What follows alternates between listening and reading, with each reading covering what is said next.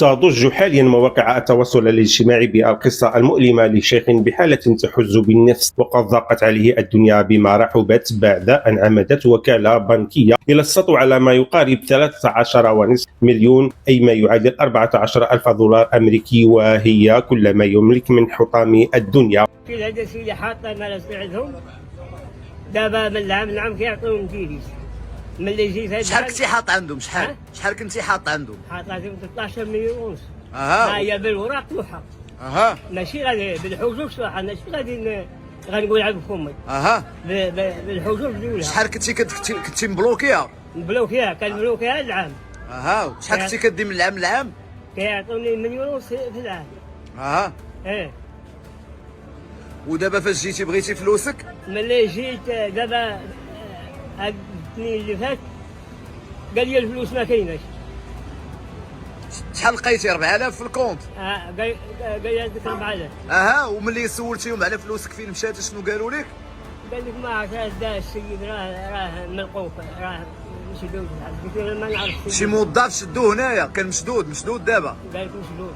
وبذلك تكون هذه المشاهد البائسة تضرب وتضر بسمعة العديد من المؤسسات السيادية، وبما يتفرع عن ذلك كل واختصاصه، والتي تلطخ بنهاية المطاف صورة المغرب كدولة ومؤسسات، وتخدش بشكل معيب صورة البلاد ككل، والتي أهدرت الدولة لعيونها عشرات إن لم نقل مئات الملايين الدولارات من أجل العمل على تلميع هذه الصورة بالنسبة للخارج، وهي العملية التي تبقى غير ذات جدوى للأسف الشديد، وذلك بالنظر للرتب التي يتدين بها المغرب آخر التصنيفات ولوائح ترتيب الدول لجهة المؤسسات الأساسية من تعليم، صحة، الشغل والشفافية والحكامة المرتبطة بالنزاهة، لما يتعلق الأمر بتدبير موارد الدولة، وبما يجعل المغرب يتجاور للأسف مع دول وتجمعات قبلية بعضها خارج من حروب أهلية أو بلاد من هذا العيار مصنفة بأراضي منكوبة. وبالعودة لموضوع قصتنا، فإن نجد هذه المشاهد البائسة تضرب في الصميم سمعة المؤسسات المالية والأبناك بالمغرب، والتي تتماشى والقوانين لتفرض الحكومة الحالية تمريرها كقانون سحب التجريم الإفتاء الغير مشروع وتجريم الإضراب ساعات قبل خروج هذه الفضيحة البنكية للعلن. لكن وكما ورد للضحية، فإن المسؤول الأول في هذه المؤسسة البنكية واجه الضحية لما احتج على السطو على كل المبلغ الذي يحوزه بقوله: